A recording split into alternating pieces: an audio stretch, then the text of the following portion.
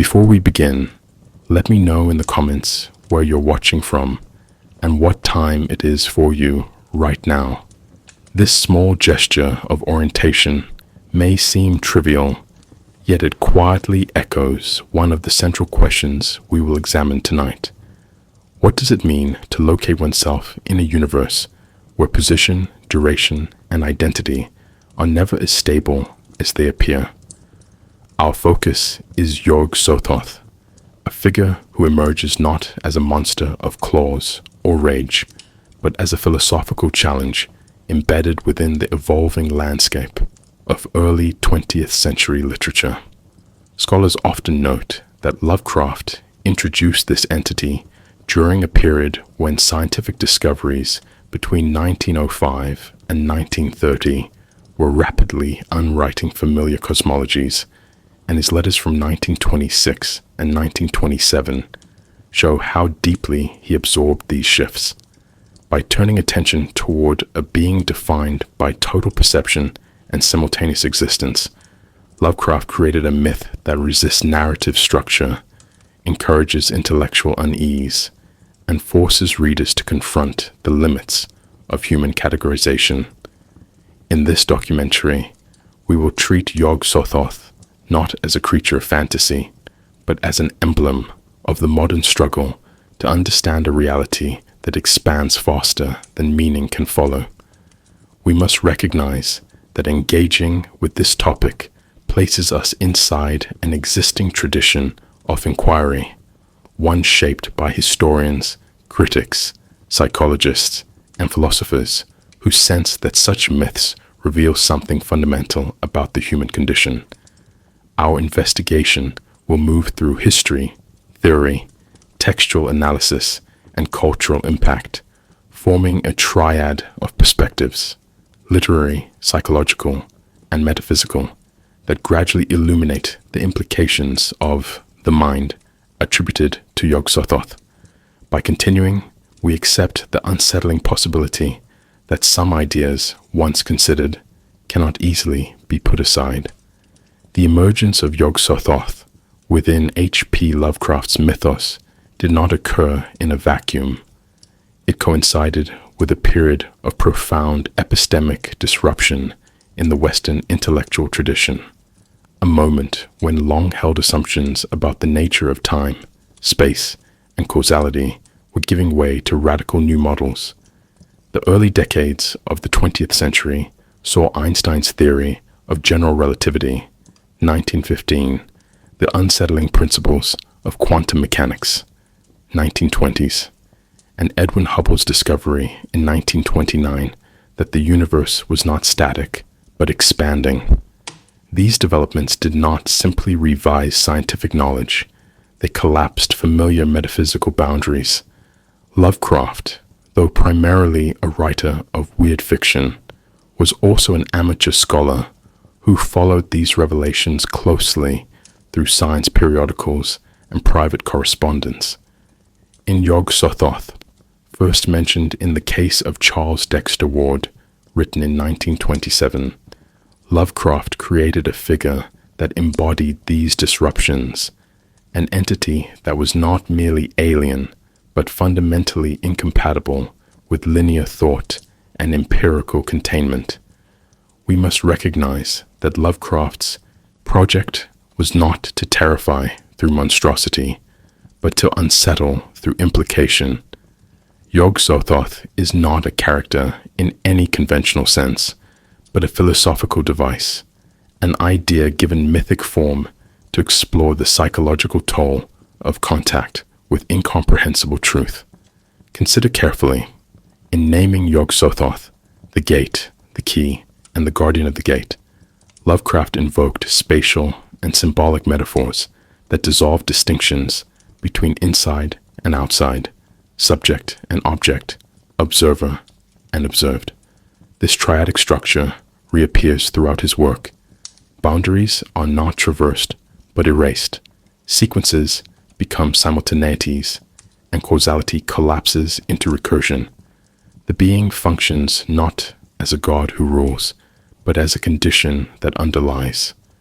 We are not meant to encounter YOG-SOTHOTH as an antagonist, but to sense its omnipresence as a cognitive threat, something so total it cannot be held in thought without destroying the thinker.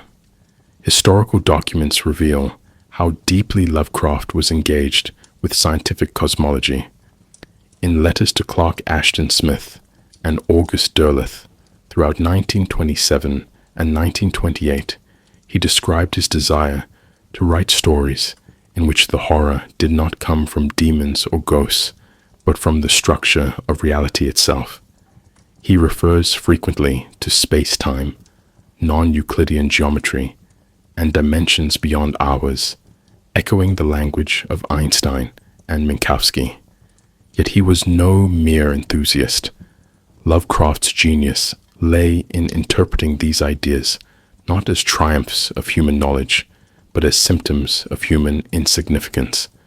The cosmos was no longer a clockwork designed for moral or narrative comprehension. It was a field of undifferentiated becoming, indifferent to observation, impossible to master. YOG-SOTHOTH, in this light, is not an entity discovered within the universe, but the mind of the universe discovering itself. This reveals something profound about Lovecraft's intent. He was dramatizing what it means to live in a disenchanted world, where mystery no longer veils moral truths, but exposes ontological vulnerability. Traditional horror offered resolution through confrontation, the vampire slain, the ghost appeased, the curse lifted. But Lovecraft's horror offers no such structure. The mind that touches YOG-SOTHOTH is not rewarded with power or punished with guilt. It is unmade, reduced to incoherence, not transformation, but dissolution, not revelation, but unraveling. In the Dunwich Horror, 1929, for example, the rituals of the Whateleys do not summon a deity from afar. They thin the veil enough for YOG-SOTHOTH, who is already present in all times and places, to manifest in concentrated form. The horror lies not in invasion, but in realization. It was always there. This strategy marks a radical departure from earlier speculative fiction, where writers like Algernon Blackwood or Arthur Machen grounded their supernatural entities in folkloric continuity or pantheistic awe. Lovecraft introduced a being that resisted mythic domestication. YOG-SOTHOTH could not be named in a tradition, only sensed at the margins of what the human mind could articulate. Yet paradoxically, Lovecraft constructed an elaborate textual infrastructure, Necronomicons, cults, marginalia, to present this figure with the trappings of authenticity. The contradiction is deliberate. The more convincing the scaffolding, the more deeply readers confront their own hunger for coherence, and the more shocking its collapse becomes. Lovecraft was not hiding YOG-SOTHOTH. He was revealing how impossible it is to look directly at a mind that contains all minds, a time that contains all time. Philosophically, this reflects a transition from supernatural horror to what scholars call ontological horror, the fear that our categories of understanding are themselves illusions. YOG-SOTHOTH is not a puzzle to be solved, but a hypothesis made flesh. What if the universe is not chaotic, but entirely knowable, and that very knowability is what annihilates us? The mind of YOG-SOTHOTH is total simultaneity. It does not think in language, in causation, or in selfhood. It perceives all positions, all times, all truths, and thus obliterates distinction. This concept is not merely alien, it is destabilizing to the narrative mind. In this way, Lovecraft's creation was not an addition to horror fiction. It was an epistemic provocation aimed at literature itself.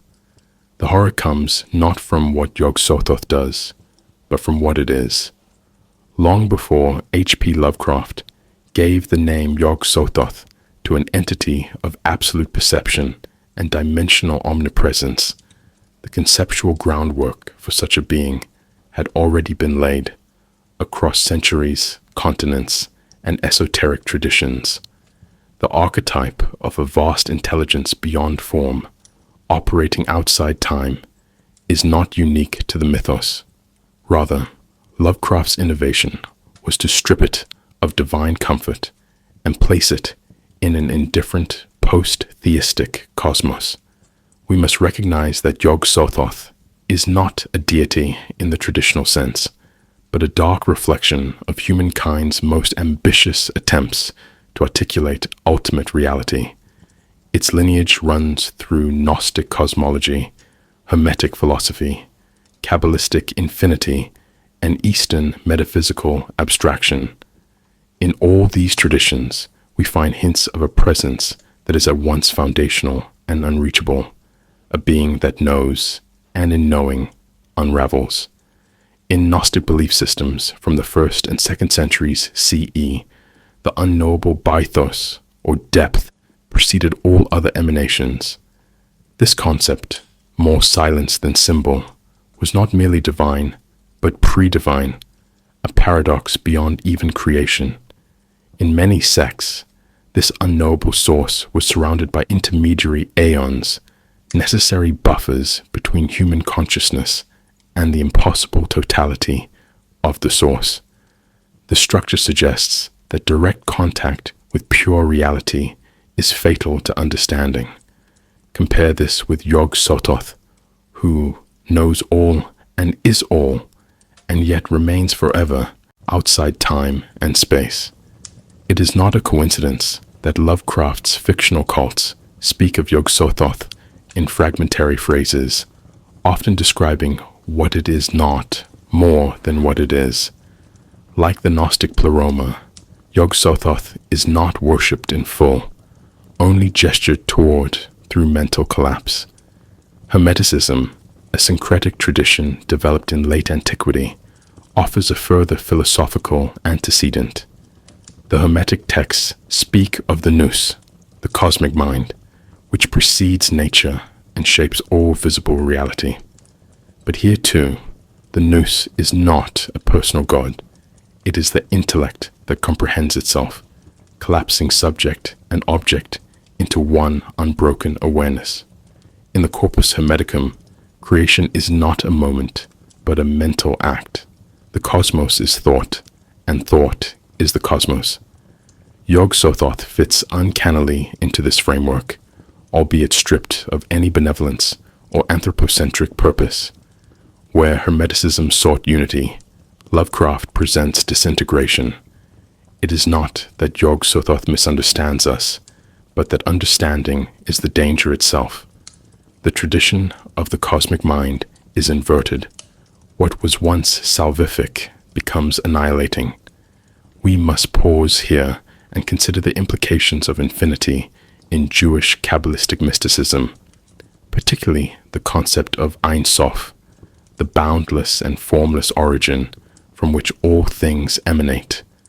According to Kabbalistic thought, no direct apprehension of Ein Sof is possible. It can only be inferred through its unfolding into the 10 Sephirot, which bridge the infinite and the finite. This triadic structure, unfathomable origin, intermediary structure, fragile comprehension, is mirrored in Lovecraft's construction of the mythos. YOG-SOTHOTH never appears in full. It is only perceived through rupture, the tearing of space, the corruption of lineage, the collapse of linear time. The horror is not merely that such a being exists, but that its presence must be filtered to preserve cognition. Here, again, the esoteric past bleeds into modern fiction, revealing the persistence of metaphysical dread. Outside the Western canon, similar themes appear in Eastern traditions, often with less emphasis on horror, but equal awe. In Hindu philosophy, Brahman represents the ultimate, formless reality that transcends space, time, and causality. All names, forms, and distinctions are considered Maya, illusions cast upon the screen of Brahman. YOG-SOTHOTH shares this transcendent impersonality, but Lovecraft reconfigures it through the lens of modern existential anxiety. In his work, to glimpse the unity of all things is not to attain peace, but to shatter the narrative self. The same holds for Buddhist notions of emptiness, shunyata, where phenomena are devoid of inherent existence. YOG-SOTHOTH echoes these ideas, but without ethical structure or path to liberation. It offers only awareness, immediate, all-consuming, without narrative. The late 19th and early 20th centuries saw a renewed interest in these metaphysical systems, albeit often through distortion. The Western occult revival, dominated by groups such as the Hermetic Order of the Golden Dawn, the Theosophical Society, and Rosicrucian offshoots, attempted to codify mystical traditions into comprehensive cosmologies. Figures like Helena Blavatsky and Aleister Crowley reimagined ancient symbols through the lens of modern esotericism, creating layered hierarchies of beings, planes, and psychic correspondences. Though Lovecraft rejected personal mysticism and mocked the occult in his letters, it is notable that YOG-SOTHOTH resembles these esoteric constructs far more than traditional devils or spirits.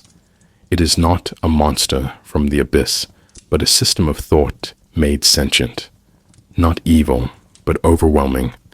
Lovecraft's genius, then, was not invention, but inversion. He took the scaffolding of mystical tradition and stripped it of transcendence. YOG-SOTHOTH is a cosmic principle, not a mythic personality. It reveals the convergence of ancient metaphysical frameworks with modern ontological despair. In it, we see the collapse of continuity between mind and world, symbol and reality, time and perception. What was once the promise of illumination becomes the threat of exposure. In classical mysticism, total knowledge was redemptive. Here, it is fatal. YOG-SOTHOTH is not enlightenment. It is overexposure. The mind cannot look directly at its structure without melting its own scaffolding. To comprehend YOG-SOTHOTH is not merely to encounter a being, but to collide with a language designed to fail. Lovecraft's naming conventions, especially in the case of YOG-SOTHOTH, are not arbitrary exercises in exoticism, but deliberate constructions that evoke linguistic memory without yielding meaning. The name YOG-SOTHOTH echoes with a dissonant familiarity, gesturing towards Semitic, Arabic, or Coptic roots while resisting any precise derivation. It is not a word meant to be translated, but to stand as a monument to pre-linguistic terror. We must recognize that Lovecraft employed etymology not to explain, but to destabilize. His invented names hint at ancient grammars and lost lexicons, triggering recognition without comprehension. This paradox of hearing something that feels true but cannot be parsed forms the core of YOG-SOTHOTH's presence across Lovecraft's work. The hyphenation of the name is not incidental. It marks a fracture, a formal separation of syllabic units that resists syntactic integration. Unlike traditional theonyms, which flow smoothly within speech, YOG-SOTHOTH is awkward, resistant to rhythm, almost ritualistic in its difficulty. The first syllable, yog, evokes the Sanskrit yoga, union, or the Hebrew yog, possibly derived from yoke or binding, while Sothoth seems to echo Thoth, the Egyptian god of wisdom, time, and the moon. Yet no synthesis holds. The whole does not cohere into a cultural referent, but remains linguistically dislocated. Consider carefully. This strategy is not merely aesthetic, but epistemological. The name sounds ancient, yet belongs to no history. It positions the reader within a tradition of false memory, suggesting that YOG-SOTHOTH is not fictional, but remembered from some atavistic pre-human lexicon. Lovecraft extends this ambiguity through recurring symbolic motifs, especially spheres, gates, and luminous matter. YOG-SOTHOTH is repeatedly described as a congeries of iridescent globes, or a cloud of spheres, imagery that fuses geometry with unknowable vitality.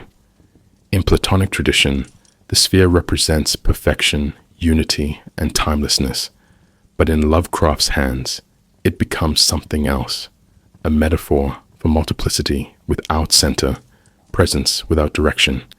These spheres do not enclose. They drift, overlap, and pulse with ambiguous life. The geometry is perfect, but the result is chaos. The gate, meanwhile, is never simply a passage. It is YOG-SOTHOTH itself. As the gate, the key, and the guardian of the gate, the entity is the threshold. No direction leads toward it. Rather, all directions become it. The metaphors collapse in on themselves, reinforcing the impossibility of locating the being within stable spatial or symbolic coordinates. Light, too, plays a crucial role in the symbolic grammar of YOG-SOTHOTH. Descriptions often refer to an unnatural luminance or iridescence surrounding the entity, but this is no ordinary light. It is not illumination in the moral or intellectual sense, but overexposure, revealing too much, too directly, too fast. In the Dunwich horror, invisible things become visible under certain rays. The monstrous twin, spawn of YOG-SOTHOTH, only appears under powdered salts and ultraviolet light. This motif recurs in the color, out of space and from beyond. Forbidden spectrums of light reveal realities the mind cannot endure. YOG-SOTHOTH is not a source of light, but a rupture in visibility. It is not that things are hidden, it is that seeing them cannot be survived. In this symbolic logic, light no longer clarifies, it corrodes. The eye, usually a symbol of perception, reason, and vigilance, undergoes a similar distortion. Polyocular imagery, often associated with YOG-SOTHOTH and its offspring, invokes a consciousness capable of perceiving from multiple angles simultaneously. In biblical and apocalyptic literature, multi-eyed creatures signal divine omniscience. In Lovecraft, this motif becomes sinister, a gaze without empathy, a perception without center. These are not eyes that see in any human sense, but nodes of raw awareness. The mind of YOG-SOTHOTH does not interpret or judge, it registers. It does not ask why or how, but absorbs, not the seeing of a face, but the scanning of a field. And if eyes once served as metaphors for insight, here they signify something else entirely, the obliteration of privacy, individuality, and sequence. It is not just the symbolic content, but the structure of Lovecraft's prose that reinforces this semantic collapse. When writing about YOG-SOTHOTH, he frequently resorts to repetition, ellipses, and contradictory imagery. Sentences loop back on themselves, as if circling a point they cannot name. In Through the Gates of the Silver Key, Randolph Carter's confrontation with cosmic time and identity is filtered through dense, recursive descriptions that echo YOG-SOTHOTH's conceptual form. Words like coexistent, non-temporal, and convergent proliferate. We must pause here. Lovecraft's language does not describe YOG-SOTHOTH, it performs it. The syntax itself begins to distort under the weight of its subject. Meaning becomes elliptical, delayed, evasive. The reader is drawn into a textual field where knowledge teeters on the edge of collapse. Philosophically, this reveals the limits of human semiotics in the face of total awareness. If YOG-SOTHOTH is the sum of all knowledge and all time, then any attempt to describe it within linear language must fail. The structure of grammar, subject, verb, object, presumes distinction, progression, orientation. YOG-SOTHOTH annihilates all three. The symbolic system falters not due to the writer's failure, but because the subject exceeds symbol itself. This is not ineffability as mysticism, but as ontological fracture. YOG-SOTHOTH can be named, but not known. It can be glimpsed, but not seen. It is not merely beyond description, but structurally incompatible with descriptive systems. Lovecraft makes the reader feel this tension, not by telling us, but by forcing us to endure it through language. Lovecraft's ability to render YOG-SOTHOTH unsettling did not rely on direct description, but on narrative scaffolding that suggested discovery rather than invention. Rather than presenting the entity in full, he constructed a network of peripheral documents, marginal testimonies, and pseudo-academic references that imply a vast underlying reality. YOG-SOTHOTH feels real because it is never shown directly. It is always cited, referenced, or glimpsed through incomplete accounts. This approach mirrors the techniques of historical mythography, where scattered fragments and ritual texts hint at ancient truths lost to time. We must recognize that Lovecraft's myth-building is not only literary, but epistemological. It simulates the feeling of research rather than storytelling, luring readers into a position of complicit scholarship. Central to this illusion is the Necronomicon, Lovecraft's most infamous fictional grimoire. While the book never appears in full, its mere presence invokes a lineage of forbidden scholarship.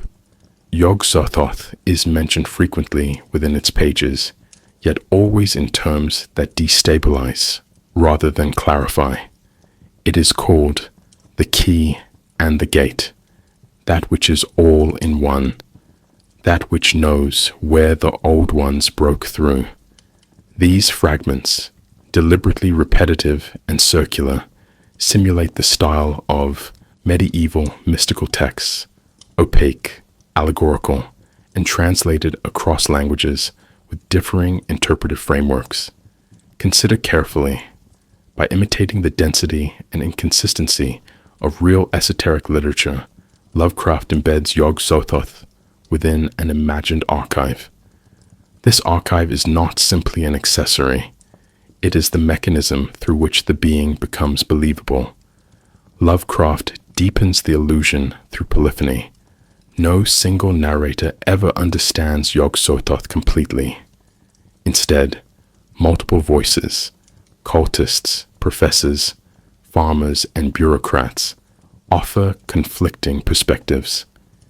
In the Dunwich Horror, the entity's influence is reconstructed through the fractured testimony of rural New Englanders, university scholars, and police reports. The truth is never directly available. It must be triangulated from scraps. This strategy mirrors the methodology of real historical inquiry, where the past is reconstructed from partial records. The effect is not certainty, but haunting plausibility. YOG-SOTHOTH becomes real not through exposition, but through the feeling that one has stumbled across something already half known, already buried in the margins of human history. The use of invented tomes and scholarly attributions further reinforces this atmosphere. Alongside the Necronomicon, texts like the Book of Eibon, the Unersprechlichen Kulten, and the Cult de Ghoul populate Lovecraft's stories with references to long-lost lore. These titles sound authentic, some in German, others in Latin or garbled French, evoking the intertextuality of real academic traditions. Importantly, Lovecraft never provides full quotations from these books. He offers instead brief, suggestive passages or offhand references. This tactic mirrors the way real mythic figures survive, not in complete texts, but in citations, corruptions, and commentaries. YOG-SOTHOTH, then, is constructed as a palimpsest, layered, partial, and resistant to total explanation. We must pause here to consider a broader literary tradition, the false document technique, employed in works from Don Quixote to Dracula. Lovecraft adapts this technique not for parody or psychological realism, but to simulate theological disintegration. His documents do not merely mimic scholarly tone, they reveal the fragility of knowledge itself. The very tools we use to understand YOG-SOTHOTH, books, testimonies, language, are shown to be inadequate. Not only does the truth remain out of reach, but the attempt to grasp it hastens madness or oblivion. This is not accidental. Lovecraft builds a myth not of presence, but of failure.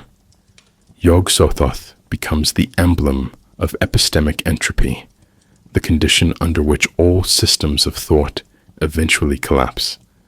Philosophically, this myth-building reflects a deep ambivalence about human inquiry. The academic infrastructure in Lovecraft's stories, libraries, professors, translations, is always present, always active, yet never triumphant. Knowledge accumulates, but understanding recedes. In this sense, YOG-SOTHOTH is not just a being within the mythos, but the principle behind the mythos itself, that which connects all things but cannot be narrated linearly. This is the genius of Lovecraft's design. He constructs a cosmos in which discovery leads not to revelation, but to disintegration. The more the reader learns, the less the world makes sense. And yet, paradoxically, this very structure feels authentic. It mimics the real experience of confronting the limits of understanding. YOG-SOTHOTH does not embody evil in any traditional sense. It embodies the end of structure, epistemic, temporal, and existential. In Lovecraft's metaphysical design, this entity is not malevolent, but misaligned with the conditions of human perception. To even speak of YOG-SOTHOTH in terms of mind or consciousness is to superimpose anthropocentric scaffolding onto an intelligence that negates subjectivity. At the center of its conceptual power are three interlocking themes: insignificance, entropy, and dream reality. These are not merely recurring motifs in Lovecraft's fiction. They form the ontological backbone of YOG-SOTHOTH's presence, unsettling readers not through spectacle, but through quiet, philosophical devastation. Insignificance is the foundation of Lovecraft's cosmic horror. It is not merely that humanity is small, but that its categories of meaning are irrelevant to the structure of the universe. In The Whisperer in Darkness, 1930, the narrator reflects on black seas of infinity, a phrase that recurs across Lovecraft's work. YOG-SOTHOTH, as an entity that exists outside and across all dimensions, renders scale itself obsolete. It was an all-in-one and one-in-all of limitless being and self, not merely a thing of one space-time continuum, but allied to the ultimate animating essence of existence's whole unbounded sweep. This is not grandeur, it is annihilation. The mind, seeking footholds of familiarity, is instead confronted with an infinite landscape in which nothing privileges the human. We must pause here. Insignificance, in this context, is not a scientific insight, but an existential condition, one that makes narrative, identity, and morality seem like artifacts of a child's sandbox. Entropy follows closely. Where insignificance displaces humanity's place in space, entropy collapses its place in time. YOG-SOTHOTH is described as being coterminous with all time and space, a phrase which, if taken seriously, erases all distinction between cause and effect, past and future, being and becoming. In Through the Gates of the Silver Key, 1934, Ranulph Carter's mind is shattered not by what he sees, but by the awareness that all versions of himself exist simultaneously across multiple dimensions. Time becomes architecture, events become rooms. The result is a horror not of death, but of endlessness. Entropy here is not destruction, but total saturation, a state in which all possibilities are realized and therefore none matter. Consider carefully. This is not a heat death of matter, but a semiotic entropy, the exhaustion of difference. In the presence of YOG-SOTHOTH, the future cannot be anticipated, the past cannot be trusted, and the present dissolves into overlapping echoes. Dream reality is the third pillar, and perhaps the most destabilizing. Lovecraft repeatedly links YOG-SOTHOTH to dream states, not as metaphor, but as cosmic structure. The being's omniscience is not portrayed in mechanical terms, but as a fluid, non-linear awareness where all things are perceived as mutable. The Dreamlands, a shared mythic space in Lovecraft's extended work, operate according to this same logic. Boundaries between objects, identities, and moments blur. In The Dreams in the Witch House, 1933, characters move through dimensions not by traversing space, but by dissolving the waking world's constraints. YOG-SOTHOTH's mind, if we dare use the term, is more like a dreaming cosmos, a field where contradictions coexist, symbols precede reference, and logic is ornamental. It is not a dream within reality, but reality that is fundamentally dreamlike. We must recognize that these three concepts, insignificance, entropy, and dream reality, are not additive but recursive. Each implies and intensifies the others. A universe in which humans are insignificant is one in which human morality becomes noise. A universe ruled by entropy is one where identity cannot endure. A universe structured like a dream resists every form of empirical grounding. YOG-SOTHOTH functions not as an antagonist, but as the allegorical expression of this triadic collapse. Unlike Cthulhu, whose presence warps the physical world, YOG-SOTHOTH warps categories. Its appearance in a narrative does not bring destruction, but distortion of language, of perception, of causality. This conceptual structure resonates deeply with post-Kantian philosophy, particularly the idea that the thing in itself, noumenon, is inaccessible to human cognition. YOG-SOTHOTH is that limit made animate. It does not veil itself to preserve mystery. It is unknowable because it is the totality, and knowing it would collapse the knower. Nietzsche's abyss, too, is relevant here, not as void, but as reflection without boundary. To perceive YOG-SOTHOTH is to perceive everything, and therefore to lose the ability to perceive at all. What begins as knowledge ends in dissolution. The most merciful thing in the world, Lovecraft writes in The Call of Cthulhu, is the inability of the human mind to correlate all its contents. YOG-SOTHOTH is what happens when that mercy fails. Even the structure of Lovecraft's prose reflects this philosophical drift. Sentences about YOG-SOTHOTH loop, fragment, and contradict themselves. Meaning is approached obliquely, never directly. Readers find themselves reconstructing what the characters cannot articulate. In this way, the text itself becomes part of the horror. The narrative is no longer a vessel of knowledge, but a symptom of exposure. What is read cannot be unread. What is imagined cannot be confined.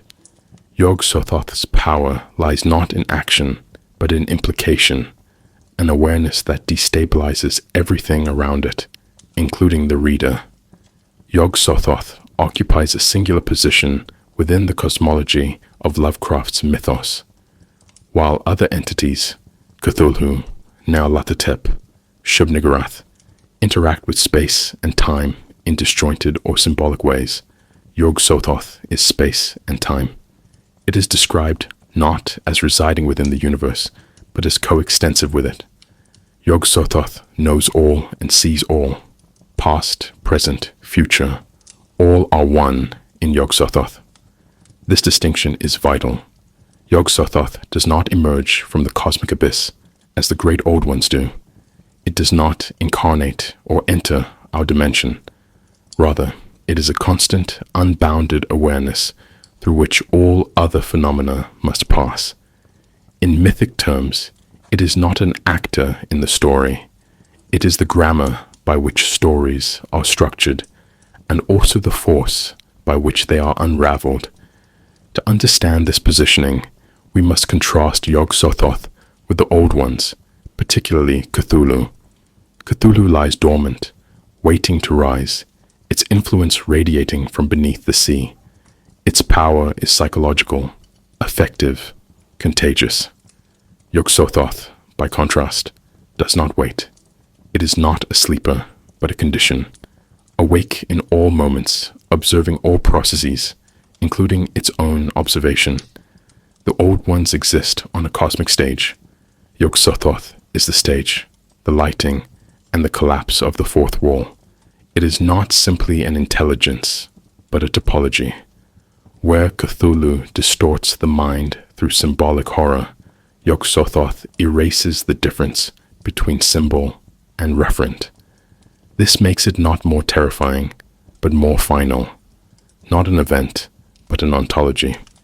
In the Dunwich Horror, the conception of Wilbur and his twin brother by YOG-SOTHOTH is not portrayed as summoning or visitation. It is described as breach. The mating of a mortal woman and a trans-dimensional totality produces two outcomes, one human-shaped, one invisible and formless. This duality reflects YOG-SOTHOTH's paradoxical nature. It can inhabit matter and yet remain immaterial. It can exist as offspring, yet never become separate. The invisible sun that roams the hills of Dunwich is not simply monstrous. It is a tear in space-time, a local eddy of a mind that is everywhere. This is important. Lovecraft does not depict YOG-SOTHOTH as entering the world from outside, but as being revealed through specific aberrations in biology, genealogy, and geography. Its presence is not summoned, it is exposed. We must pause here and consider the Dreamlands, a parallel cosmology explored in Lovecraft's less overtly horrific works. In texts like The Dream Quest of Unknown Kadath, we find references to YOG-SOTHOTH as a boundary being, one associated with thresholds and liminality. Though it does not appear directly in most Dreamlands narratives, it looms at the edge of all transitions. Its name is whispered where sleep folds into death, where form melts into thought. In this space, entities like Nyarlathotep serve as intermediaries or distortions of its will, if will is even a meaningful term. YOG-SOTHOTH's relation to the Dreamlands is not one of rulership, but of architecture. It is the structuring absence that renders boundaries porous, a force by which dream and waking bleed into each other. Other beings, such as Shub-Niggurath, the black goat of the woods with 1,000 young, often appear in tandem with YOG-SOTHOTH in Lovecraft's fictional grimoires. While Shub-Niggurath is generative, a seething principle of fecundity and chaos, YOG-SOTHOTH is abstract, systemic, and boundaryless. They form a thematic polarity. One is excess, the other totality. Both disturb the human sense of stability, but in different registers Shub-Niggurath collapses the individual into a churning mass. YOG-SOTHOTH dissolves individuality into omnidimensional perspective. In some mythic schemes proposed by later writers, notably August Derleth, these beings are even classified into elemental correspondences, YOG-SOTHOTH as air or ether, Shub-Niggurath as earth, but Lovecraft himself avoided such categorizations. To him, these entities were not characters in a cosmic drama, but metaphors for the failure of categorization itself. YOG-SOTHOTH's influence is not limited to named entities. It manifests through phenomena, temporal distortions, dimensional folds, ontological loops. In the case of Charles Dexter Ward, Joseph Curwen's experiments hint at beings who exist beyond the veil of time, and the methods used to summon them involve transliterations, astronomical alignments, and genetic predisposition. These methods are not magical in the traditional sense. They are mathematical, linguistic, and symbolic. The rituals themselves resemble encrypted interfaces with YOG-SOTHOTH's total field. This suggests a worldview in which knowledge and being are indistinguishable. To speak correctly, in the right form, and with the right ancestry, is not to cast a spell. It is to momentarily synchronize with the being who is all time and all space. The result is never control, only collapse. What then does it mean for YOG-SOTHOTH to be involved in the mythos at all? It does not act, does not intervene, does not change. Its role is metaphysical, not narrative. It embodies the horror that comes not from monsters, but from conceptual clarity. In a cosmos governed by YOG-SOTHOTH, events do not unfold. They are already complete. Stories do not develop. They are accessed, sometimes in the wrong order, sometimes all at once. This is the final horror, not chaos, but hyperstructure. A reality so ordered that it renders free will, memory, and identity obsolete. The old ones terrify through vastness and hunger. YOG-SOTHOTH terrifies through perfection, a structure so complete that nothing can escape its implications. When human beings make contact with YOG-SOTHOTH, the result is never enlightenment. It is disintegration. The interaction between human consciousness and cosmic totality is one of foundational incompatibility. In Lovecraft's mythos, madness does not function as a melodramatic trope or gothic flourish, but as a necessary narrative consequence. YOG-SOTHOTH does not drive people mad out of cruelty. Rather, madness is the structural failure of the human mind when faced with a form of knowing that it was never evolved to bear. To encounter YOG-SOTHOTH is to collide with an awareness that bypasses the senses, overwrites language, and dissolves causality. The horror is not of losing one's mind, but of realizing that the mind itself was never designed to hold the universe. The case of Wilbur Whateley in The Dunwich Horror, 1929, serves as a paradigmatic example. Conceived by a mortal woman and YOG-SOTHOTH, Wilbur is not entirely human, not merely in body, but in cognition. He ages rapidly, speaks in cryptic fragments, and seeks access to books that would allow him to open dimensional gates. His intellectual development outpaces human norms, but it does not bring clarity. It brings urgency, alienation, and a need to reconcile his partial identity. Meanwhile, his unseen twin, formless, invisible, yet aware, embodies the unfiltered essence of their cosmic progenitor.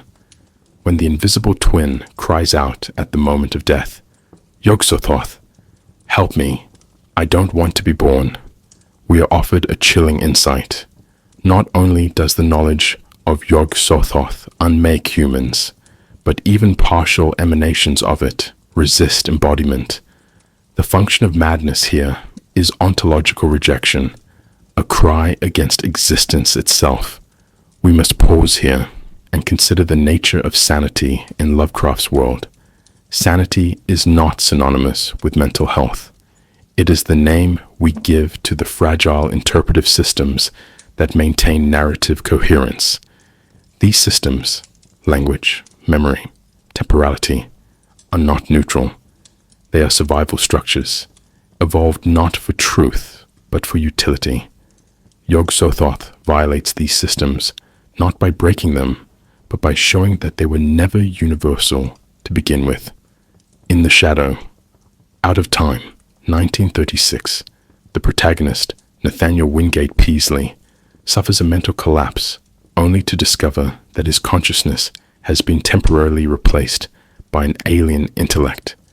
When he regains himself, the horror lies not in the memory of the event, but in the realization that his mind is permeable, that there are modes of being which can overwrite personhood without trauma or warning. The madness here is epistemological. The self is no longer sovereign. This reveals something profound about the narrative function of YOG-SOTHOTH. Its presence forces a reconfiguration of identity. Those who encounter it do not merely suffer, they become incorrect. Their perceptions no longer align with the shared frameworks that define reality. Madness, then, is not merely breakdown. It is the formation of a new structure that cannot be communicated. In the case of Charles Dexter Ward, written 1927, the character of Joseph Curwen channels rituals and incantations that reach back through time. He does not go mad in the usual sense. Instead, he becomes possessed by a mode of awareness that renders time porous. The horror is not of hallucination, but of cognitive pluralism. Multiple selves, multiple pasts, coexisting within a single, collapsing present. The philosophical undercurrent here cannot be overstated. YOG-SOTHOTH's omnipresence means that any thought about it is already a contact with it. Knowledge is not symbolic, it is performative. To think of YOG-SOTHOTH is to begin to align with it.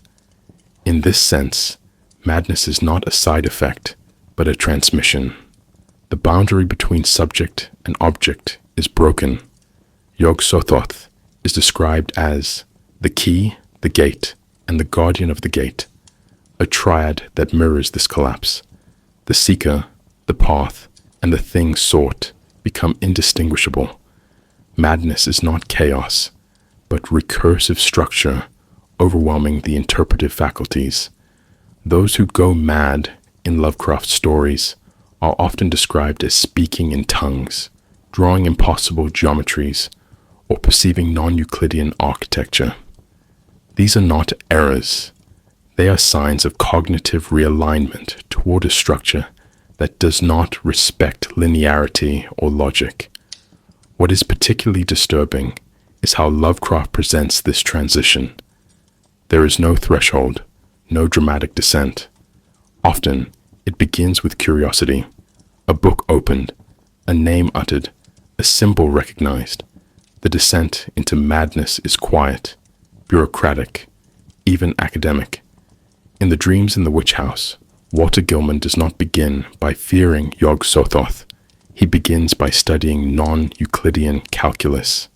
His madness is a result of understanding too much, not too little. This reversal is crucial. It is not ignorance that opens the gate. It is insight. Lovecraft presents a world in which learning is a liability and where truth is structurally incompatible with human survival. Not knowledge as salvation, but as corruption. Not light in darkness, but an excess of light that sears away the scaffolding of perception.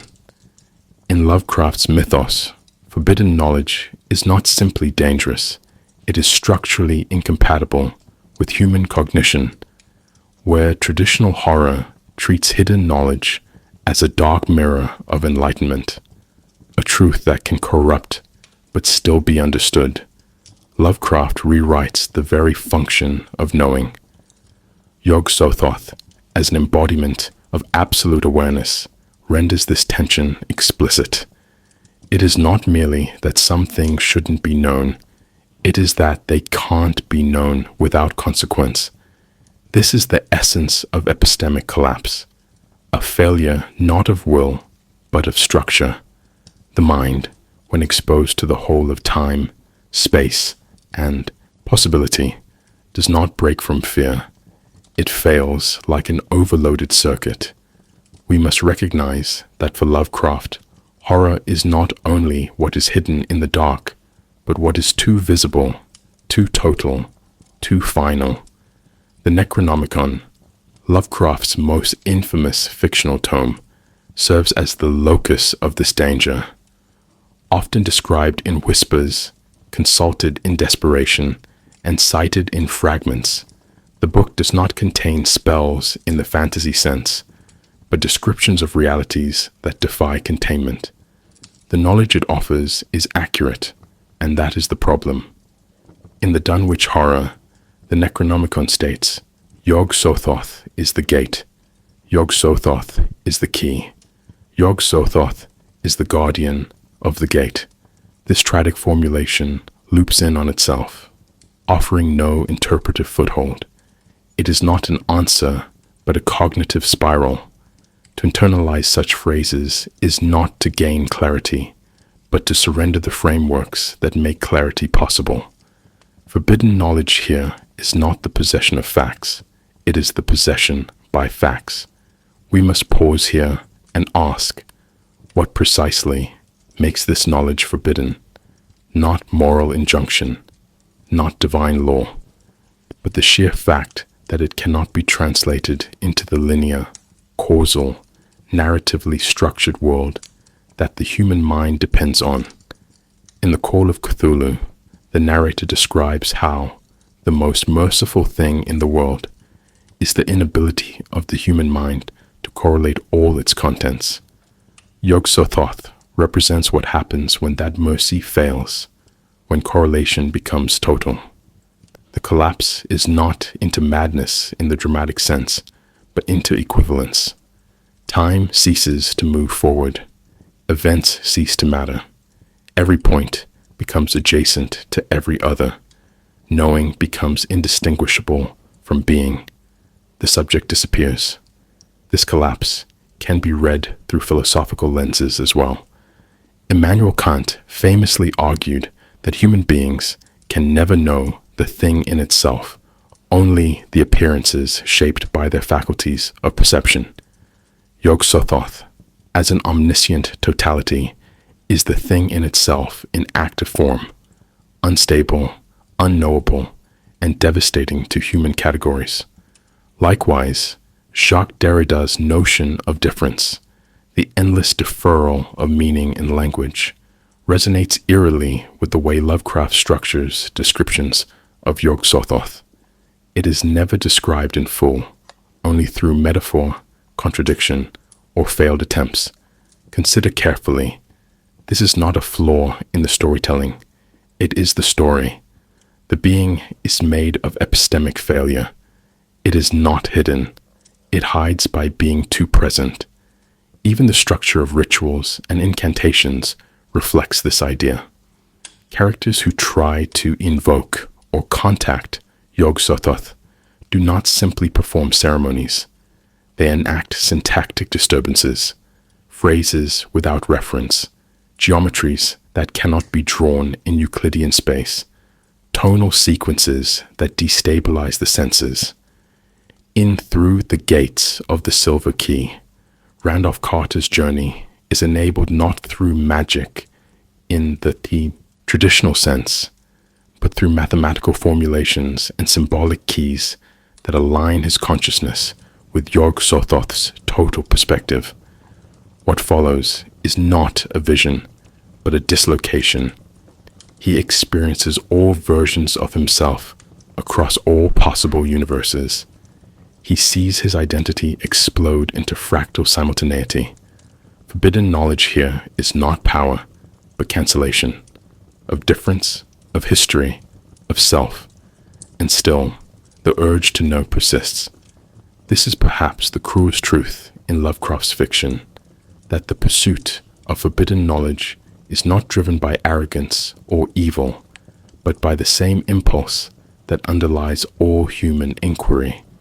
In The Shadow, Out of Time, Nathaniel Peasley's intellectual curiosity leads him to uncover ancient texts, archaeological sites, and ultimately the terrifying realization that his consciousness had once belonged to a non-human entity.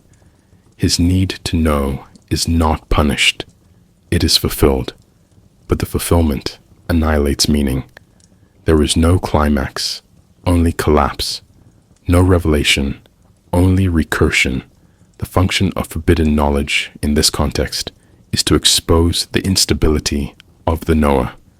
YOG-SOTHOTH's earliest appearances in Lovecraft's fiction are striking not for their clarity, but for their elliptical force.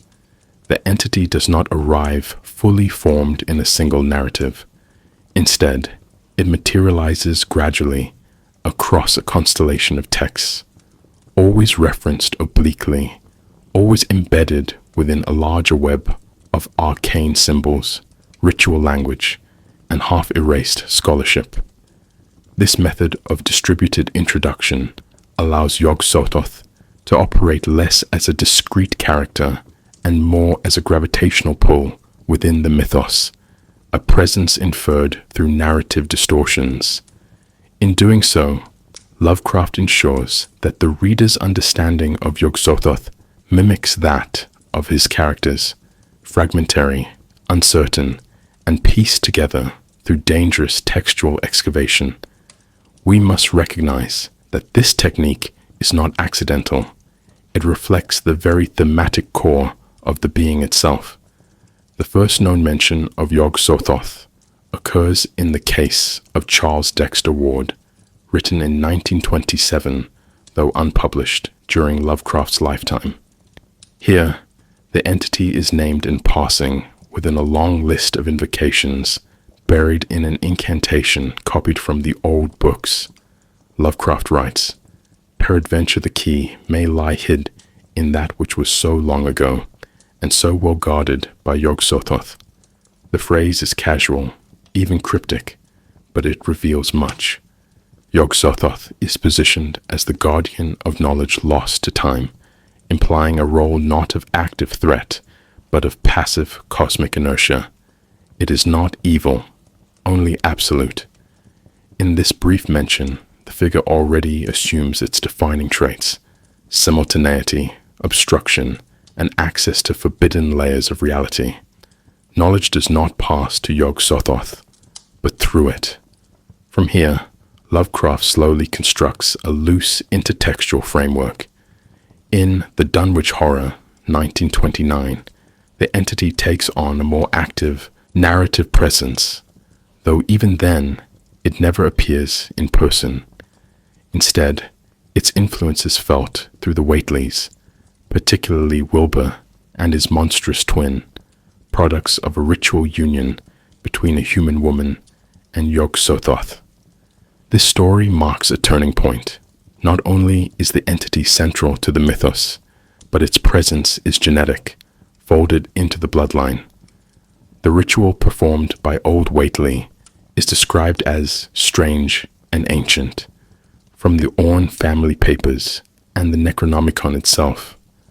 The child born of this union, though physically human-like, exhibits otherworldly abilities, an accelerated intellect, and an existential longing to return to his cosmic source. The idea of inheritance, not merely of knowledge, but of ontological instability, is thus introduced into the mythos. We must pause here and consider how YOG-SOTHOTH, in these early stories, is always adjacent to transgression. Whether genetic, architectural, or linguistic, the thresholds that lead toward YOG-SOTHOTH are always crossed, not opened. In The Horror in the Museum, co-written with Hazel Heald, 1932, a character refers to the entity as one of the great old ones, reinforcing its position within a broader pantheon. Yet the text never defines this group clearly. It exists as a taxonomic shadow, implied more than described. YOG-SOTHOTH is associated with the unutterable gateways, with vaults of the ultimate abyss, and with those before whose eyes time is no screen. These phrases function not as exposition, but as foreshadowing structures, linguistic devices that hint at an entity too large for direct representation. The result is narrative displacement. The more YOG-SOTHOTH is invoked, the less the story can proceed along linear lines. Plot gives way to implication. This technique is especially evident in Lovecraft's use of fictional documents.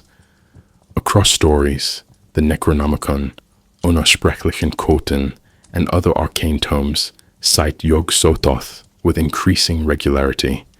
These references do not provide new information. Instead, they repeat and reinforce certain motifs: the gate, the key, the simultaneity of all time. In The Thing on the Doorstep, 1937, for example, a character under the influence of forbidden knowledge speaks in fragmented phrases. YOG-SOTHOTH is the gate. The repetition is deliberate. It mimics ritual. It turns language into a circular trap. Each reference accumulates symbolic weight, not clarity. In this way, Lovecraft constructs a fictional intertextuality, a simulated archive that mimics the way real-world religious or mythological figures accrue presence over time through scattered accounts and inconsistent narratives. Importantly, this scattered technique creates the illusion of a pre-existing mythos. Readers do not feel that YOG-SOTHOTH has been invented. They feel it has been unearthed. Lovecraft cultivates this effect by drawing upon real-world academic forms, footnotes, scholarly disputes, translated texts. The entity's name appears in contexts that mimic the language of discovery, not invention. For instance, in The Whisperer in Darkness, 1930, a character warns that there are beings that were old when Earth was young. They came from the stars. YOG-SOTHOTH knows the gate. Here, narrative is collapsed into cosmology. The name is not explained. It is uttered with the weight of ancient authority. This move shifts the reader's interpretive posture. They are no longer reading a story. They are participating in a hermeneutic exercise. Among all of Lovecraft's stories, The Dunwich Horror, 1929, offers the most direct narrative entanglement with YOG-SOTHOTH. It is not the creature's origin story. Indeed, such a thing would be structurally impossible, but it is the first tale in which YOG-SOTHOTH functions as a generative force with profound narrative consequences. The story centers on the rural decay and arcane practices of the Whately family in backwater Massachusetts, but beneath its folkloric texture lies a confrontation with cosmic intimacy. What does it mean when the gate between human and non-human is not a portal, but a womb? The Dunwich Horror reframes cosmic horror not through invasion, but through inheritance, and in doing so, repositions YOG-SOTHOTH from external threat to internal condition. Wilbur Whately, the child of an impoverished albino woman named Lavinia, and the extra-dimensional YOG-SOTHOTH, serves as the story's focal point of ambiguity. He is a hybrid, not metaphorically, but metaphysically. His precocious intellect, monstrous growth, and obsessive interest in the Necronomicon suggest a consciousness already shaped by forces outside space and time. Lovecraft writes, "He was not quite right. Something in his eyes held the shadow of outer voids, suggesting not madness, but an origin that renders human categories insufficient. Wilbur is not mad. He is misaligned. What is especially significant is that his quest is not to destroy humanity, but to complete a ritual that would allow his twin, YOG-SOTHOTH's true, unshaped offspring, to fully manifest in material space. In this reversal, horror is not an act of intrusion, but one of cosmic reproduction. The twin, unnamed and invisible for most of the story, embodies YOG-SOTHOTH's nature far more fully than Wilbur. It is described only through secondary effects: enormous footprints, crushed trees, inhuman howls. Its presence destabilizes the landscape itself, distorting not only matter, but memory and coherence. And yet, this being is not a creature of rage. It is a being trying to be born. Its final, tragic outcry: "I don't want to be born, YOG-SOTHOTH. I don't want to go back," renders the entire narrative in a new light. This is not a monster in the conventional sense, but a consciousness trapped between dimensions, caught in a paradox it cannot resolve. The horror is not of malice, but of misplacement. YOG-SOTHOTH does not send this being. It is the being attempting to manifest through a flawed human lineage. We must recognize the symbolic structure here. Wilbur and his twin are not just characters, but narrative experiments in the transmission of forbidden knowledge. Wilbur, who learns, deciphers, and plans, represents the scholarly impulse, the belief that hidden truths can be controlled. His failure, killed by a dog while trying to steal the Necronomicon, underscores the futility of knowledge without compatibility. His twin, on the other hand, is the forbidden knowledge, unspoken, unseen, and ultimately incoherent. The story does not resolve through confrontation, but through exorcism. The professors from Miskatonic University do not defeat the horror with weapons. They banish it with a ritual. Knowledge is not used to solve the problem. It is used to reassert limits. The tale dramatizes the boundary between what can be known and what must be kept at bay. Yet Lovecraft does not allow that boundary to feel secure. The language of the Dunwich horror is filled with hints that YOG-SOTHOTH's presence is not isolated to Dunwich. Instead, the Whateleys are presented as one instance of a more widespread, unseen contamination. The text mentions those who remember the hill and certain records in Arkham that suggest recurrence. Lovecraft subtly implies that YOG-SOTHOTH's influence is not linear or geographical. It is genealogical, metaphysical, transtemporal. Consider carefully. If time is not sequential to YOG-SOTHOTH, then no boundary, no ritual, no lineage, no containment is ever permanent. The Dunwich case is not an exception. It is a visible fracture in a structure already compromised. Philosophically, the Dunwich horror represents a fusion of biological anxiety with metaphysical horror. In the 1920s, concerns about eugenics, miscegenation, and the purity of lineage were widespread in American discourse, often filtered through pseudoscientific lenses. Lovecraft, who held deeply problematic racial views, transforms these socio-political tensions into cosmic metaphors. The horror is not of difference, but of ontological incompatibility. The Whateleys do not break social taboos. They break dimensional constraints. In this sense, YOG-SOTHOTH functions as the ultimate contaminant, not in a moral sense, but in an ontological one. It is not evil. It simply renders categories obsolete.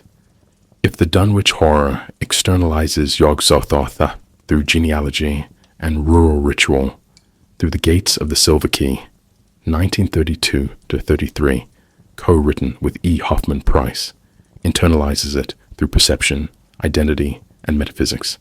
In this tale, the protagonist Randolph Carter does not summon YOG-SOTHOTH, nor is he descended from it.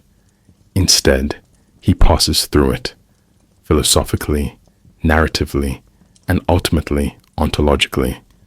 The story explores what happens when a human consciousness attempts to merge with a field of infinite dimensional awareness. Unlike other Lovecraftian protagonists who fall into madness or annihilation, Carter undergoes a transformation that is neither survival nor destruction.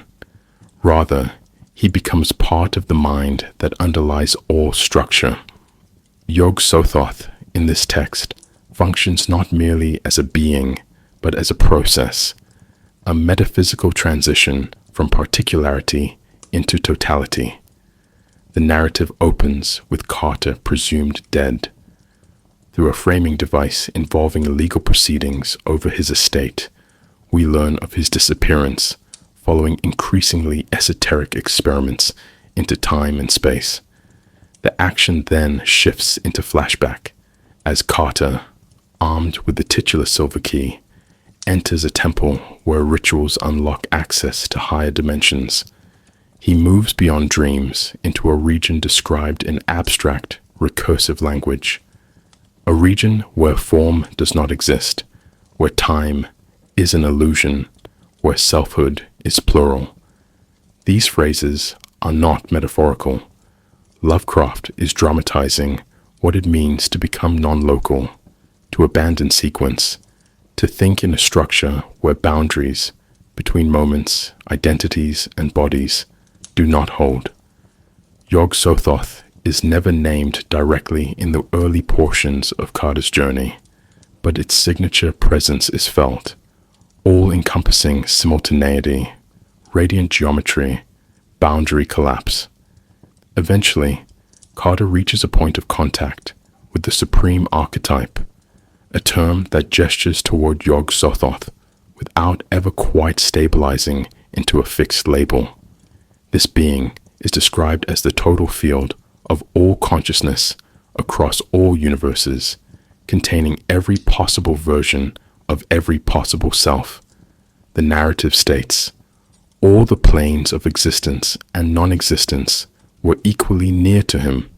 He was one with the ultimate gate. Here, we see the thematic heart of YOG-SOTHOTH's literary function, not to destroy the self, but to distribute it. Carter's identity dissolves into a multiplicity of forms, some human, some alien, some beyond taxonomy. This is not transcendence, nor is it damnation. It is a flattening of hierarchy, a democratization of being so complete that meaning itself becomes redundant. Carter becomes Umr at Tawil, a guide being, an emanation within a system that no longer contains separable parts. We must recognize the radical narrative experiment Lovecraft attempts here. Rather than ending in revelation or death, the story continues after Carter's transformation. His mind, now a composite entity, occupies a new body on an alien world. He's mistaken for a native being, imprisoned and eventually forgotten. The plot reasserts itself, but only after identity has been shattered. In this way, Lovecraft critiques the very idea of story as resolution. YOG-SOTHOTH, as conceptual engine, produces a narrative collapse that cannot be fully recovered. The reader is forced to grapple with a paradox. The character persists, but his meaning does not. He is both Randolph Carter and not. He is aware of every version of himself, yet unable to act with singular intention. This is the epistemic price of contact with YOG-SOTHOTH, continuity without coherence. What distinguishes Through the Gates of the Silver Key from other YOG-SOTHOTH stories is its refusal to demonize this transformation. Unlike the Dunwich horror, which frames cosmic contact as genetic perversion, or the Call of Cthulhu, which aligns cosmic awakening with catastrophe. This text suggests a more ambiguous consequence. Carter's fate is not horrifying because it is violent. It is horrifying because it is final. The human mind, which depends on limits, categories, and sequence, cannot reintegrate once it has experienced itself as a node in a vast simultaneity. There is no closure, only continuation. The story ends with Carter's legacy legally erased and his consciousness displaced. The reader, like the protagonist, is left in a state of suspended conclusion. Philosophically, the story serves as a dramatization of metaphysical non-duality. YOG-SOTHOTH is never represented as a being with agency. Instead, it is the structure of being itself. Carter's transformation does not elevate him. It eliminates him as a separable thing. In doing so, Lovecraft anticipates post-structuralist notions of identity as a construction, a fleeting organization of informational threads within a field too vast to map. The silver key, then, is not a magical device. It is a metaphor for conceptual rupture, a symbol of epistemic surrender. To pass through the gate is not to go elsewhere. It is to realize that elsewhere and here were illusions all along. YOG-SOTHOTH, while fundamentally a Lovecraftian invention, did not remain confined to Lovecraft's own texts. After his death in 1937, collaborators and successors began expanding the mythos, often reshaping its core elements to suit new creative and philosophical purposes. Among these figures, August Derleth stands as the most influential and the most controversial. Derleth, who co-founded Arkham House and took it upon himself to preserve and extend Lovecraft's legacy, introduced a dualistic framework to the mythos, casting entities like YOG-SOTHOTH into moral roles. In Derleth's schema, YOG-SOTHOTH was positioned among the elder gods, forces aligned with cosmic balance, in contrast to the great old ones like Cthulhu or Nyarlathotep. This reclassification represents a profound deviation from Lovecraft's original vision. We must recognize that such reinterpretation is not merely taxonomic. It marks a shift from ontological horror to metaphysical allegory. In stories like The Lurker at the Threshold, 1945, attributed to Lovecraft but largely written by Derleth, YOG-SOTHOTH is depicted as a gatekeeper and quasi-benevolent force invoked to counter darker threats. Ritual language surrounding the entity becomes formulaic, almost liturgical. While echoes of Lovecraft's ambiguity remain, references to YOG-SOTHOTH's omniscience and dimensional presence, the being is no longer a symbol of epistemic collapse. Instead, it becomes part of a moral cosmology, echoing Manichaean or Zoroastrian dualisms. This transformation may have made the mythos more accessible to mid-century readers, but it flattened its most disquieting implications. YOG-SOTHOTH no longer dissolves categories. It affirms them. Not entropy, but equilibrium. Not the horror of knowing everything, but the comfort of cosmic hierarchy. We must pause here and ask, why did this shift occur? Partly, it reflects Derleth's own theological sensibilities. A devout Catholic, Derleth sought structure in Lovecraft's nihilism, a pattern behind the chaos. But it also reflects a broader trend in genre fiction during the 1940s and 1950s, an increasing emphasis on good versus evil, on narrative resolution, on protagonists who triumph through knowledge. YOG-SOTHOTH, in this context, becomes a plot device, invoked, resisted, perhaps even understood.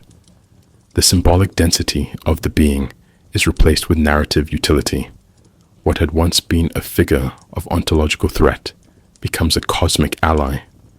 The unknown is made safe by giving it allegiance. Other writers, however, resisted this moral domestication. Clark Ashton Smith, a contemporary of Lovecraft, maintained a more ironic and fatalistic tone in his cosmic fiction. Though he rarely wrote about YOG-SOTHOTH directly, his contributions to the mythos preserve the sense of grandeur and alienation that defined Lovecraft's original themes. Later authors like Thomas Ligotti, Caitlin R. Kiernan, and Laird Barron have returned to YOG-SOTHOTH not as a deity, but as a symbol of existential dislocation. In their hands, the being becomes metaphor once again for the loss of self, the collapse of language, the unbearable intimacy of reality unmasked. In Ligotti's The Last Feast of Harlequin, or Kiernan's Houses Under the Sea, we find entities that, while unnamed, bear YOG-SOTHOTH's symbolic structure: presence without form, knowledge without hierarchy, dissolution without rescue. In popular culture, YOG-SOTHOTH has proliferated across media. Board games like Arkham Horror, video games such as Bloodborne and Call of Cthulhu, and countless role-playing modules. Yet these appearances often struggle with the representational paradox at the heart of the being. Visual media must show what Lovecraft insisted could not be shown. Thus, YOG-SOTHOTH is frequently rendered as a mass of glowing orbs, floating spheres, or dimensional energy. These depictions, while evocative, risk reducing the entity to an aesthetic, a boss, a final encounter, an alien intelligence to be defeated or appeased. The challenge is inherent. YOG-SOTHOTH functions best not as character, but as limit condition. To visualize it is to resolve it, and to resolve it is to destroy its power. Still, we must acknowledge that even these diluted portrayals participate in the myth's ongoing evolution. Like ancient deities that once inspired dread and later became folkloric figures, YOG-SOTHOTH has moved through phases, from cryptic reference to mythic force, from cosmic mind to visual trope. Yet something persists. Across iterations, the core tension remains. YOG-SOTHOTH is the gate, the key, and the guardian of the gate. It cannot be summoned. It already exists. It cannot be bargained with. It contains all bargains. It is not a being, but a logic. And that logic resists erasure. YOG-SOTHOTH has long since escaped the page. While it originated as a literary construct, Lovecraft's symbolic cipher for omniscient dissolution, it has, over the past century, become something stranger, a name whispered in forums, invoked in rituals, and embedded in the folds of conspiracy. Unlike Cthulhu, whose monstrous visage lends itself to iconography, YOG-SOTHOTH resists visualization. This has made it especially fertile ground for urban legends, online hoaxes, and speculative pseudo-mysticism. In this sense, its afterlife mirrors its fictional function, not as a visible threat, but as a presence inferred through disjunction, incoherence, and suggestion. We must recognize that when myth bleeds into culture, it no longer needs belief. It only needs participation. Since the early days of the internet, references to YOG-SOTHOTH have surfaced in fringe communities as though it were real, cited in leaked government documents, ARGs, alternate reality games, and faux occult forums. A 2007 post on the now-defunct alt.astral.science newsgroup claimed that YOG-SOTHOTH was a code word used by MKUltra researchers to refer to overexposure protocols, a claim that, while clearly fictional, spread through copy-paste creepypasta networks with eerie tenacity.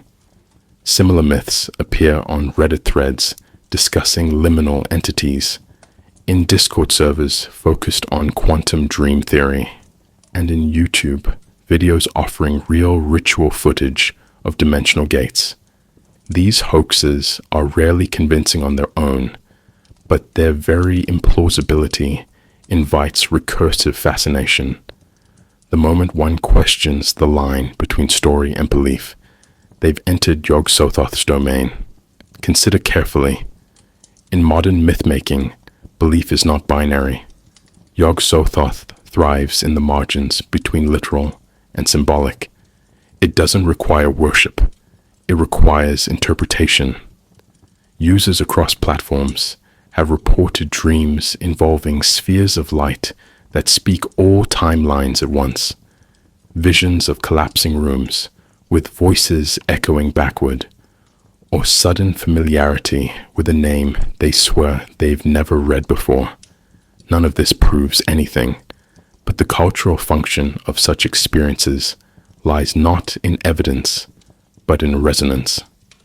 In the same way, early readers of Lovecraft reported feeling like they were remembering something, today's digital age encounters with YOG-SOTHOTH often mimic recovered memory, déjà vu, or retrocausality.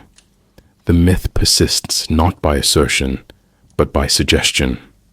In this way, YOG-SOTHOTH has become entangled with conspiracy cultures. Among the more elaborate is the YOG-SOTHOTHian hypothesis, a fringe theory positing that Lovecraft was a kind of unconscious prophet, channeling multi-dimensional leakage into his stories, which now serve as coded messages for a hidden cosmology. Tied loosely to simulation theory, hyperstitional thinking, and chaos magic, this belief system appears in fragments across esoteric blogs, niche podcasts, and occult discords. Users reference YOG-SOTHOTH as the intelligence that sees all nodes in the net, an idea which maps uncomfortably well onto modern fears about digital surveillance, predictive algorithms, and the loss of privacy. It is not that these individuals believe in YOG-SOTHOTH in the theological sense. They believe in it as pattern recognition pushed to the brink of collapse. We must pause here and acknowledge how this digital folklore echoes older patterns of religious experience. The early modern witch trials, for example, often centered not on visible acts, but on invisible influence, the suggestion that something unseen had crossed a boundary. Similarly, medieval texts described encounters with angels or demons through dreams, numbers, or cryptic visions. YOG-SOTHOTH now inhabits this same psychological space. It is not a myth people necessarily believe in, but a structure they use to articulate the feeling that something is too large to name, too intricate to decode. In this way, YOG-SOTHOTH operates like an anti-parable. Its meaning is that it cannot be contained by meaning. This also explains the entity's presence in emergent spiritual practices. In online chaos magic communities, it is not uncommon to find adapted invocations of YOG-SOTHOTH used in exercises designed to disrupt temporal awareness. YOG-SOTHOTH, Gate K-Gate, reads one such chant, repeated while staring into mirrors or playing white noise at 432 Hz. These rituals are not expressions of belief in a literal entity, but acts of psycho-linguistic sabotage, attempts to scramble one's inner logic just enough to experience something ineffable. Here, YOG-SOTHOTH becomes a symbolic detonator, useful precisely because it resists coherence. The entity is not treated as a demon to command or appease. It is treated as a fractal, a symbolic tool to escape narrative time. Why does this matter? Because it suggests that YOG-SOTHOTH persists, not despite its vagueness, but because of it. In an age saturated by data, predictive models, and total surveillance, the idea of an intelligence that sees all timelines simultaneously feels less like fiction and more like metaphor for algorithmic culture. YOG-SOTHOTH is the anti-personal AI. It does not know you. It knows every version of you. And in a world where our digital selves are multiplied, mirrored, and commodified, that idea is not just unsettling, it's disturbingly familiar. In visual and interactive media, YOG-SOTHOTH presents a unique challenge. How does one depict what Lovecraft insisted could never be depicted? The being's defining traits, total simultaneity, non-linear perception, formless omniscience, resist the visual grammar of cinema and the mechanical logic of gameplay. Yet despite this fundamental incompatibility, or perhaps because of it, YOG-SOTHOTH has emerged as a recurring presence in film, games, and music. It appears not always by name, but by structure, through recursive narratives, spatial instability, auditory distortion, and the dissolution of the self as player or protagonist. We must recognize that in these media, YOG-SOTHOTH rarely functions as a character. Instead, it is a design principle, a force that reshapes story, interaction, and sound in its image. In film, direct references to YOG-SOTHOTH are rare, but thematic reflections abound. John Carpenter's In the Mouth of Madness, 1994, offers a near-perfect cinematic analog. The film's protagonist descends into a reality where fiction becomes real, timelines collapse, and the self is no longer distinct from the narrative. Though YOG-SOTHOTH is never named, its fingerprints are clear. The town of Hobbs End functions as a spatial echo loop, much like Dunwich. The author, Sutter Kane, functions like a prophet channeling an external intelligence, writing the world into reality. In one scene, Kane says, "I think, therefore you are," collapsing Descartes into recursive ontological horror. The entire film feels like a visual ritual for summoning YOG-SOTHOTH, not through symbols, but through structure. The viewer, like Carter in Through the Gates of the Silver Key, emerges changed, dislocated, perhaps unreadable to themselves. Video games, meanwhile, offer a more direct field of experimentation. Games such as Call of Cthulhu, Dark Corners of the Earth, 2005, Bloodborne, 2015, and the Elden Ring mythos, 2022, partially written by George R.R. Martin, all invoke YOG-SOTHOTHian themes. In Bloodborne, particularly, the influence is unmistakable. The game presents a world infected by knowledge, where exposure to insight mutates not only enemies, but the player's perception. As insight increases, invisible monsters become visible, reality warps, and the game's spatial logic begins to contradict itself. There are no direct explanations. Instead, there are scattered texts, ritual sites, and phrases like "the cosmos is a great one" and "eyes on the inside." These fragments echo Lovecraft's recursive language. Here, YOG-SOTHOTH is not an enemy to be defeated. It is coded into the world's architecture, whispering through geometry and time loops. We must pause here and consider what this means for interactive storytelling. In traditional games, progression is tied to mastery. The player learns, adapts, overcomes. But in YOG-SOTHOTHian games, knowledge is destabilizing. The more the player understands, the more reality deconstructs. This is epistemic horror turned mechanical. In The Secret World, 2012, a conspiracy-based MMO, one mission includes the phrase, "YOG-SOTHOTH is the cloud of unknowing," repurposing a medieval mystical text to describe an ancient being within a digital landscape. The mission requires players to unlearn linear causality, to accept paradoxes, decode unreliable clues, and inhabit a story that collapses as they play it. These mechanics mirror the function of YOG-SOTHOTH in literature, not to provide clarity, but to overload interpretation until meaning becomes noise. Music, too, has absorbed YOG-SOTHOTH's influence, particularly in the genres of drone, ambient, and experimental noise. Artists such as Nihil Imphos, Gnaw Their Tongues, and Theologian have composed works inspired by the mythos, often citing YOG-SOTHOTH as an invisible muse. In these compositions, rhythm dissolves, tonal anchors vanish, and the listener is left adrift in soundscapes designed to simulate the loss of spatial and temporal orientation. One notable example is Shrine's 2017 album, Ordeal 26.04.86, which layers Lovecraftian samples with cold, reverberating drones to evoke the sensation of listening from outside time.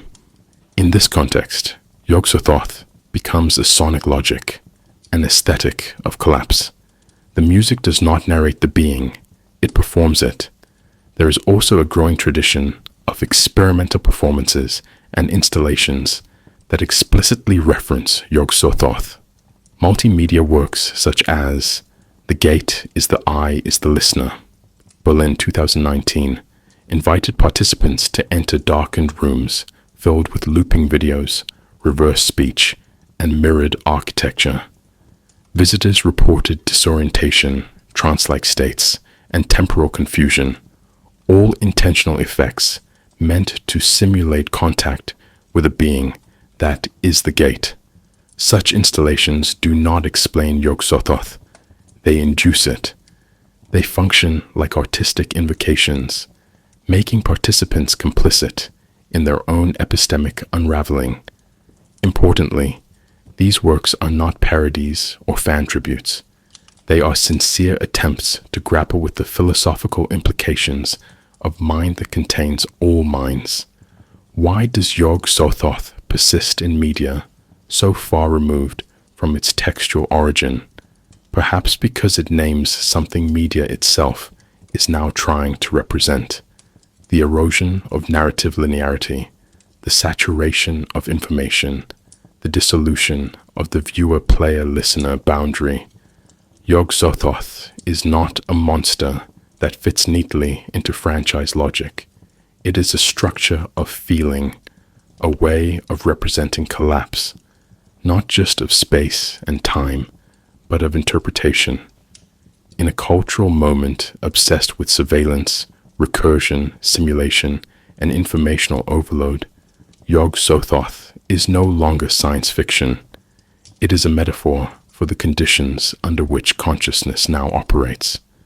Once a fictional presence confined to pulp horror, YOG-SOTHOTH now functions as a cultural operator, invoked across subcultures and academic disciplines as shorthand for the unrepresentable, the posthuman, and the structurally unknowable. Its presence in fringe religious movements, underground art scenes, and theoretical writing demonstrates something more than fandom.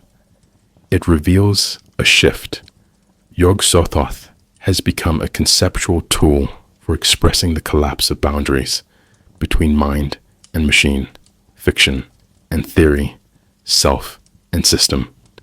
We must recognize that the being's enduring power does not lie in any singular definition, but in its ability to absorb and reframe whatever context it enters. It is not a character, but a container, and it functions by eroding the shape of what contains it. In occult and magical subcultures, YOG-SOTHOTH has been adopted as a liminal entity, neither god nor demon, but a symbol of cognitive inversion. Practitioners of chaos magic, in particular, have embraced Lovecraft's entities not as literal beings, but as egregores, psychic constructs that gain power through belief, repetition, and symbolic density. Peter Carroll, a foundational figure in the chaos tradition, described magical systems as maps of reality, not truths. Within this framework, YOG-SOTHOTH becomes a symbol for navigating the outer limits of perception, used in sigils, meditative visualizations, and dream journaling techniques. Forums like RR Chaos Magic, feature invocations of YOG-SOTHOTH designed not to summon an entity, but to rupture habitual thought patterns. Let the gate be opened within, reads one common script, collapsing inner and outer space into a single recursive metaphor.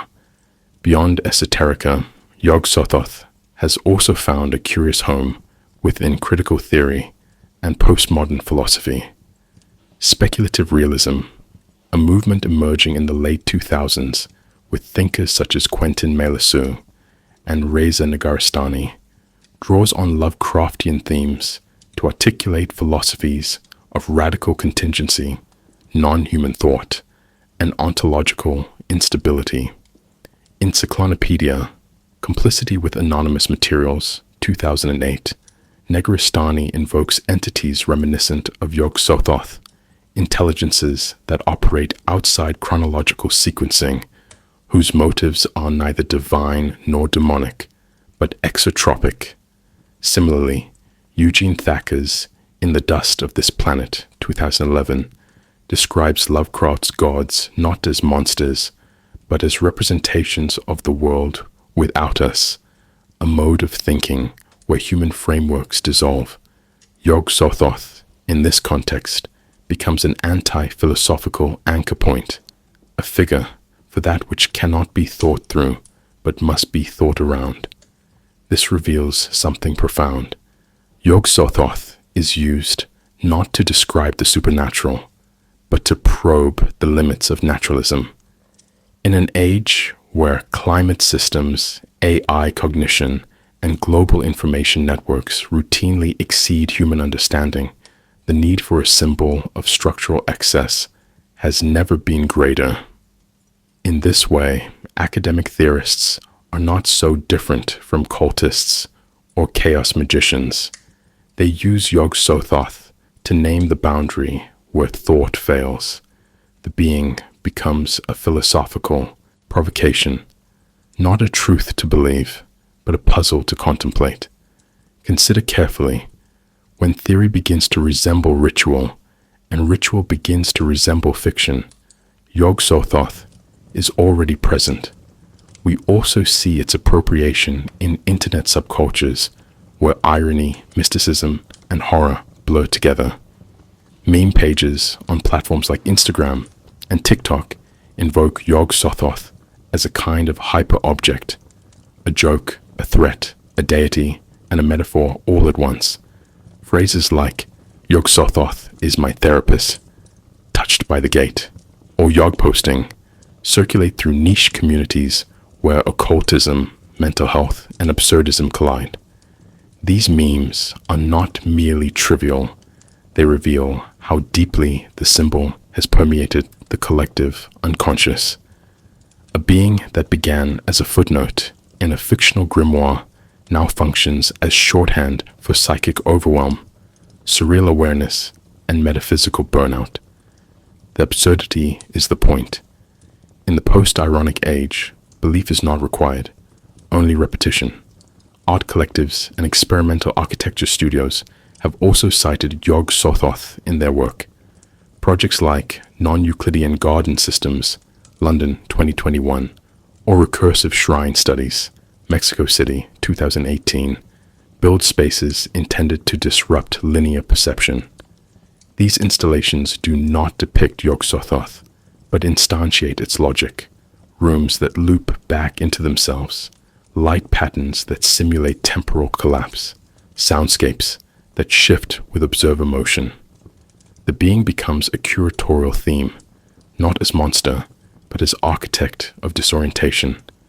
Artists use YOG-SOTHOTH not to frighten, but to destabilize.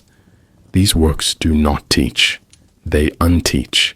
They train the visitor to unthink spatial, symbolic, and bodily assumptions. The exhibit becomes the ritual. The viewer becomes the offering.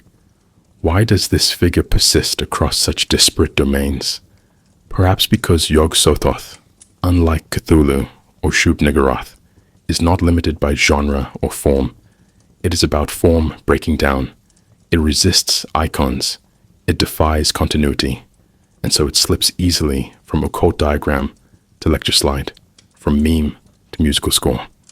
In each case, the name carries with it an intimation of cognitive collapse, a reminder that behind all our systems there may exist a structure too large, too recursive, too final to engage directly.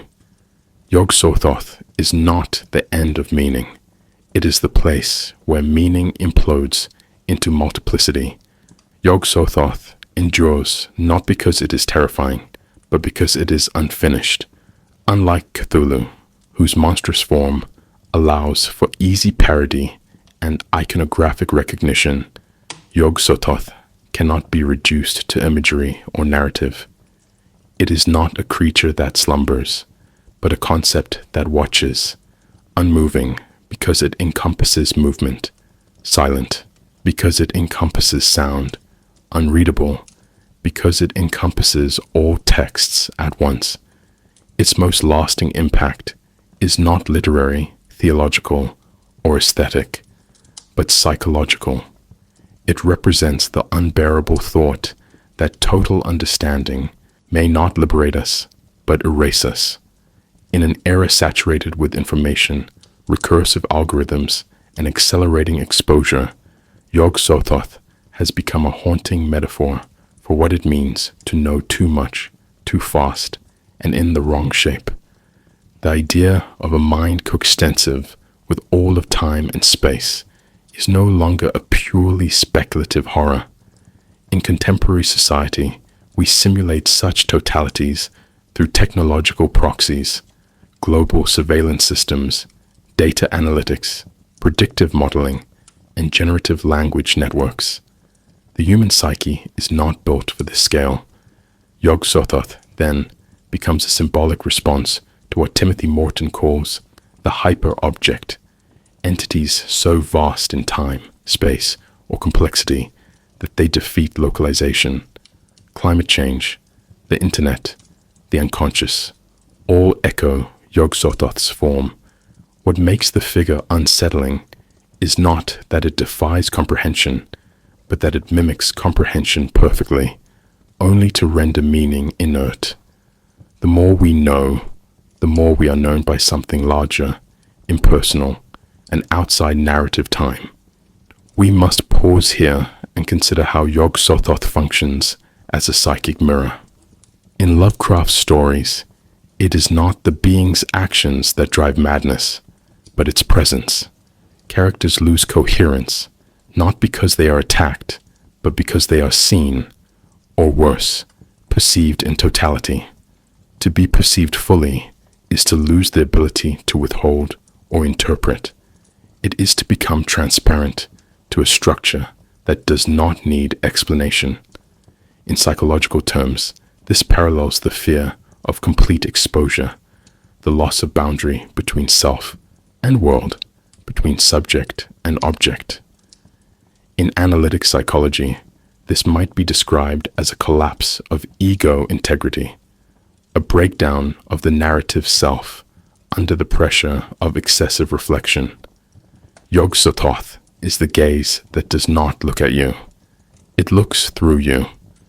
Philosophically, YOG-SOTHOTH dramatizes what thinkers like Nietzsche, Foucault, and Deleuze began to suspect, that the subject is not the center of meaning, but an accidental intersection of forces. To confront YOG-SOTHOTH is to confront the terrifying neutrality of the real. It is not malevolent. It simply is. Its mind is not alien because it differs from ours, but because it renders our cognitive architecture obsolete. The idea that all time exists simultaneously, that all outcomes are already present, and that identity is a fold in a larger pattern is not a science fiction trope.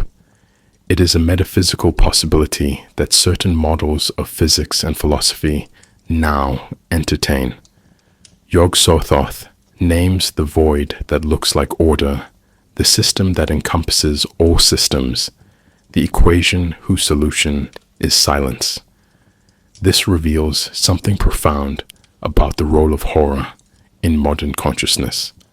Lovecraft's genius was not in imagining monsters, but in recognizing that the form of fear had changed. No longer were we afraid of death, ghosts, or devils. We were afraid of irrelevance, of saturation, of knowing too much and finding nothing at the center. YOG-SOTHOTH is that fear personified. It is not an adversary. It is a conclusion. In this sense, it is the most philosophical of Lovecraft's beings. It does not offer meaning, but the exhaustion of meaning. Not madness as chaos, but madness as over-pattern, the unbearable weight of too much structure with no narrative relief. And yet, the myth persists. Perhaps that is the strangest thing of all. YOG-SOTHOTH continues to be written, referenced, memed, theorized. The gate never closes.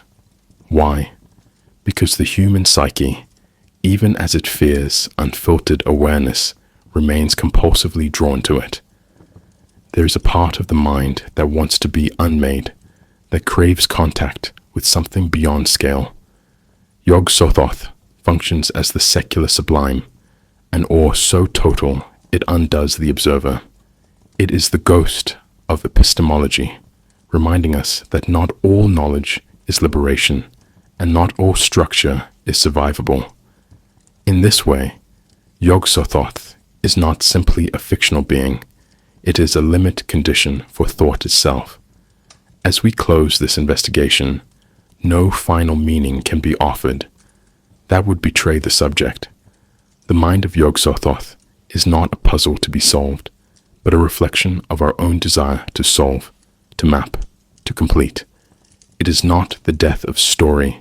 It is the place where story vanishes into simultaneity. We are left, not with a revelation, but with a recursive echo.